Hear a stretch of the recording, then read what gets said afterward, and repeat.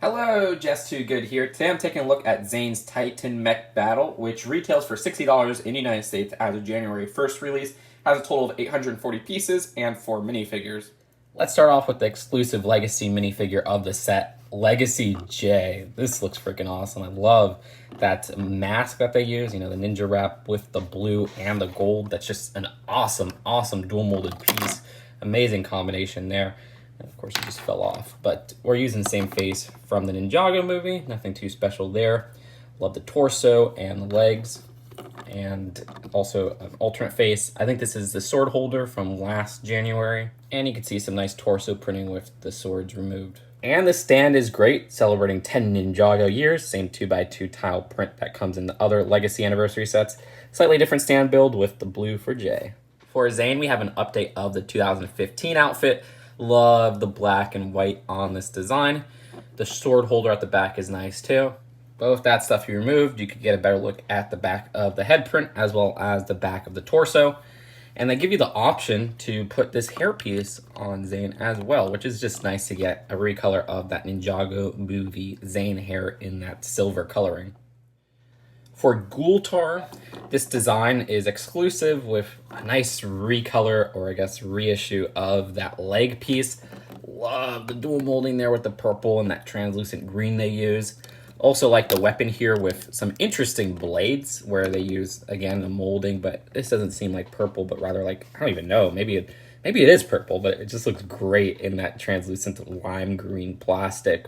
That's a really cool weapon. The rest of the figure is similar to the next minifigure we'll look at, with the same torso, the same leg, the same face print. But if you remove that little wrap, you can get a better look at the face print. And you can see the back torso printing as well. And finally, the Soul Archer, as I said, has the same torso, legs, and face print as the last minifigure. Not bad for army building. Those are just fantastic pieces.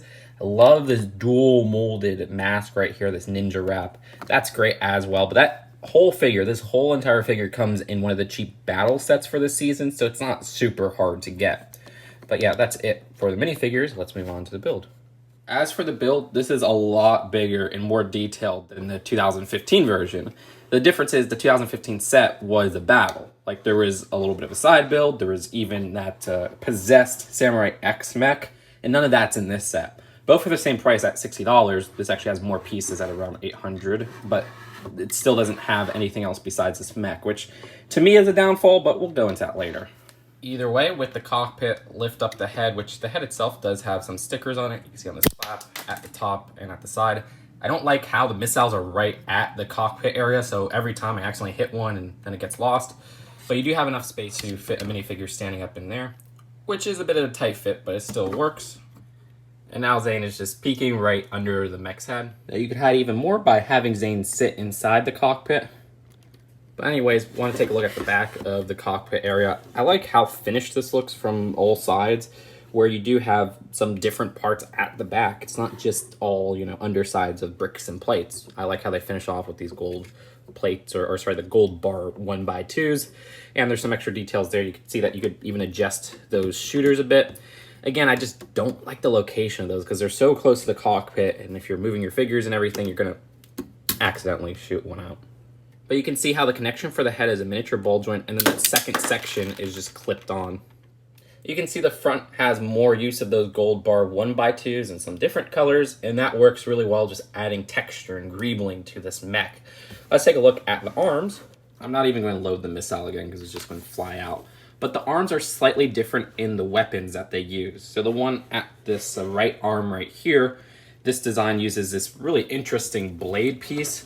And this is just kind of like the side, almost like the Assassin's Creed blade. I expected it to be one that he's actually like holding. You can make him hold the blade if you'd like, just by like maneuvering the hands here. But that doesn't look as cool. I actually like it more as this hidden blade design, like I said, reminding me a bit of Assassin's Creed, I guess. But for the arms, or for the hands, they each have 3 fingers, which you can move individually. Those are just clipped on. Some nice rotation with that whole hand section. And the section that rotates, the hand section, we have this second part that it connects to, and then this connects via a ball joint. And so you get some rotation there. And then you have your second section of arm This design being a socket joint connection at the shoulder joint. And I like how they use this piece right here, which we haven't gotten too much in that white coloring. Also the tanks at the side, which are just some nice details. And this one actually, the tanks at the bottom down here kind of cover up that ball joint connection. They even have like these little shield parts right here, and all that just adds to a really neat design. Also, each arm has a different sticker on this Nexonite shield piece. I mean, now that I think about it, it's such a slight difference between these stickers, it wasn't even worth noting. But anyways, the design of this left arm uses a different weapon, like I said, instead having this interesting razor design, or I guess you could even say like a shrieking design. This is fun to spin around, and it's cool to play with just by moving the arm or moving the hand to this side. But if you want to have him hold something on this side, you just twist the hand to maneuver the little fingers right here. But yeah, other than that, they're basically the same build on both sides. Anyways, moving to the lower half, especially with this section, you just see the sand blue shine through, and I love that mix of white and sand blue. We even have a little sticker on this hood and then a sticker on this hood as well. This middle section just has a lot of detailing to it, whether it be these little parts connected with the miniature ball joints to kind of have that almost like the Monkey King mech, where that dress part, I guess you could say, I don't know what the exact term for it is, has some connections so that it looks like it's actually being worn. In the Monkey King one, it was actually a cloth piece. Here it's just some plates. You got more plates at the front using that same style with the miniature ball joints. And these actually cover up some little socket joints and connections there. I was actually amazed at how sturdy these legs are built, where you'll see later on they use like double connections of miniature ball joints. But anyways, for the leg builds themselves, identical on both sides as far as I could tell.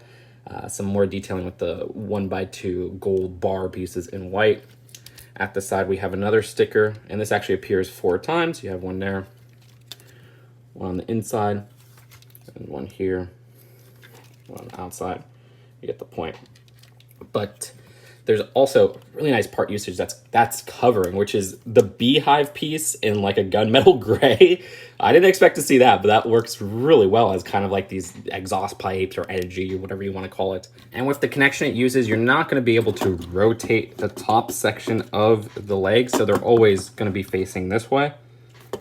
I like the use of these blade pieces where they're hinge connected, and then they also have a stud connection inside. And when I was talking about those double ball joint connections, just look at this section right here. You have a ball joint connection here, mini ball joint right there, mini ball joint there, and all that just makes this a lot more sturdy than some other mechs I've seen from Ninjago. But anyways, I think that's it for looking at the build, so it's time to pose this boy. Over here, he's dancing. Over here, he's ready to hug or kill you. And over here, I think he's just ready to fight. But that's it for the posing. Let's take a look at the packaging and then the final verdict. You got the tall, square, $70 box size. That's pretty fitting for some of these sets. At the back, you can see some different shots and play features with this one. We got a pretty big booklet of instruction at the very end, an ad with some of the other Ninjago Legacy sets for this season.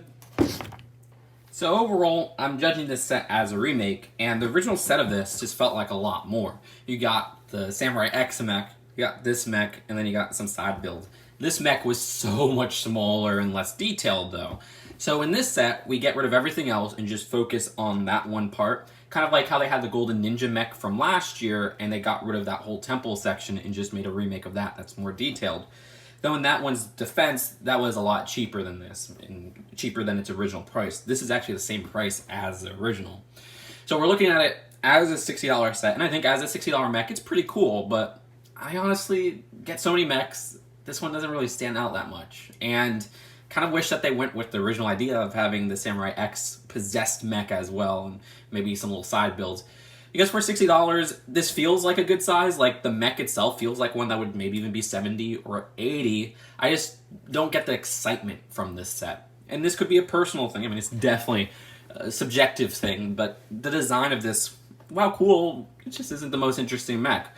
It has some extra durability that I noticed with some double mini ball joints, some nice posability, and I like the little function of that blade and everything. But it just doesn't stand out to me. There's a cool color scheme with the sand blue and white, but yeah, I'm more impressed by, say, the Monkey King mech and some other mechs, even like the Golden Ninja mech from last year, I think I liked a little bit better than this one. Well, all things considered, I'd end up rating this one a B. It's not awful, it's just not one of my favorite mechs. I think the original version of the set was better, where it felt like a battle. Like, this is called Zane's Titan Mech Battle, but you just get an oversized mech versus, what, 2 Ghost Warriors? So it doesn't really feel like a battle in that regard. And for $60, it feels like a good deal for the build. Wish there was more minifigures or something like that. So yeah, it's an interesting set, but just one that isn't so interesting in the build, but rather what they put out, I guess. That's my 2 cents. Let me know what you guys think in the comments below, and I'll see you guys later. Peace out. Bye.